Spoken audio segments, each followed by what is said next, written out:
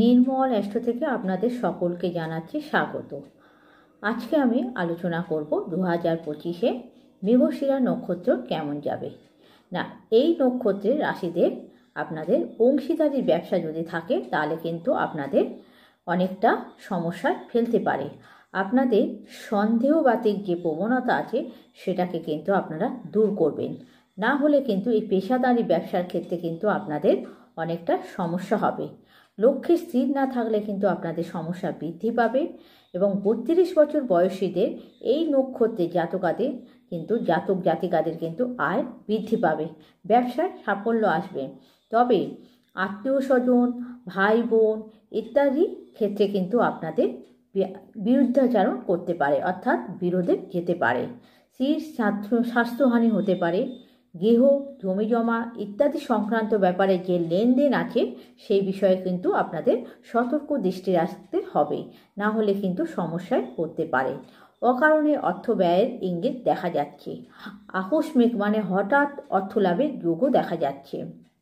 আপনাদের সাংসারিক বা দাম্পত্য ক্ষেত্রে কিন্তু শান্তি বিঘ্ন হওয়া দেখা যাচ্ছে। তার কারণ আপনাদের অতিরিক্ত ঈর্ষা এবং সন্দেহের জন্য কিন্তু আপনাদের এই দাম্পত্য জীবনে কিন্তু অশান্তির সৃষ্টি হবে।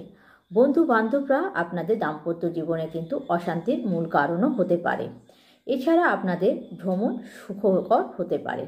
মৎস্যজীবী, ব্যবসায়ী, মৎস্যজাতীয় যে কোনো মাছের দোকান হতে পারে বা সমুদ্রে মাছ ধরতে যাওয়া ব্যক্তি হতে পারে, যে কোনো ব্যবসায়ী, মাছ সংক্রান্ত মুক্ত ব্যবসায়ী বা জাহাজ শিল্পের সঙ্গে যুক্ত অর্থাৎ জলের সঙ্গে যুক্ত যে সমস্ত ব্যবসা বা ব্যবসায়ী আছে তাদের কিন্তু আয় বৃদ্ধি পাবে।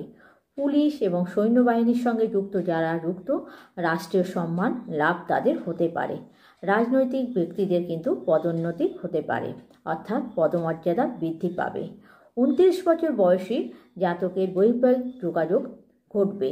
এই সময়ে আপনারা চেষ্টা করলে আপনাদের বৈবাহিক জীবনে আপনারা প্রবেশ করতে পারেন। অর্থলগ্নি ব্যবসার সঙ্গে যুক্তদের আর্থিক রোজগার বৃদ্ধি পাবে। তবে জাতকদের অবৈধ সম্পর্কে লিপ্ত হওয়ার সম্ভাবনা দেখা যাচ্ছে। মৃগশিরা নক্ষত্রে জাতক বা জাতিকারা উত্তরাধিকারের সূত্রে লাভবান হবে। 19 বছর বয়সী জাতকরা কিন্তু নানা ঝামেলায় জড়িয়ে পড়তে পারে। মায়ের সঙ্গে সম্পর্ক অবনতি হতে পারে এবং আইনি সমস্যায় আপনারা যুক্ত হতে পারেন। মায়ের সঙ্গে কর্মকাণ্ডে যে কাজকর্ম আপনারা করেন তাতে কিন্তু আপনারা গর্ববোধ করতে পারেন। এছাড়া আপনাদের ডিভোর্সের যোগও দেখা যাচ্ছে। সঙ্গীত এবং নৃত্যশিল্পী পেশার সঙ্গে যুক্ত ব্যক্তিদের বা জাতক জাতিকাদের রোজগার বৃদ্ধি পাবে। পেটের গোলমাল দেখা যাচ্ছে, গলায় সমস্যা হতে পারে এবং পেটে সমস্যা হতে পারে। দাঁতের ব্যথায় আপনারা কষ্ট পেতে পারেন। 25 বছর বয়সী জাতক জাতিকার মাথায় আঘাত ও অস্ত্রোপচারের যোগ আছে।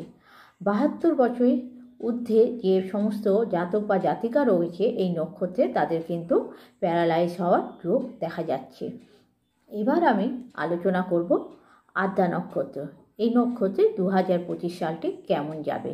না, এই নক্ষত্রে মোটামুটি এই বছরটা শুভই বলা যায়। বিদেশ যাত্রার সুযোগ আসবে। পরিবহন, জাহাজ এবং দূর সংযোগের বিভাগে যে সমস্ত কাজে যুক্ত ব্যক্তিরা আছে তাদের কিন্তু সাফল্য লক্ষ্য করা যাচ্ছে এবং আপনাদের রোজগার বৃদ্ধি পাবে। কোনো এক কারণে আপনাদের স্বামী স্ত্রীর মধ্যে দূরত্ব তৈরি হতে পারে, এতে মানসিক অস্থিরতা বৃদ্ধি পেতে পারে। বন্ধু বান্ধবদের সঙ্গে আপনাদের সদ্ভাব বজায় থাকবে। পৈতৃক সম্পত্তি উদ্ধারের জন্য আপনাদের কিন্তু মামলা মোকদ্দমা করতে হতে পারে।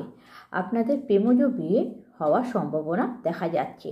অ্যাকাউন্টস এবং গণিত বিভাগের সঙ্গে যুক্ত ব্যক্তিরা পেশায় তারা কিন্তু সাফল্য অর্জন করবে। কর্মক্ষেত্রে কিন্তু আপনাদের উপরওয়ালাদের সঙ্গে মতবিরোধ দেখা দিতে পারে এবং আপনাদের কর্মসংস্থানের জন্য দূরযাত্রায় যেতে হতে পারে।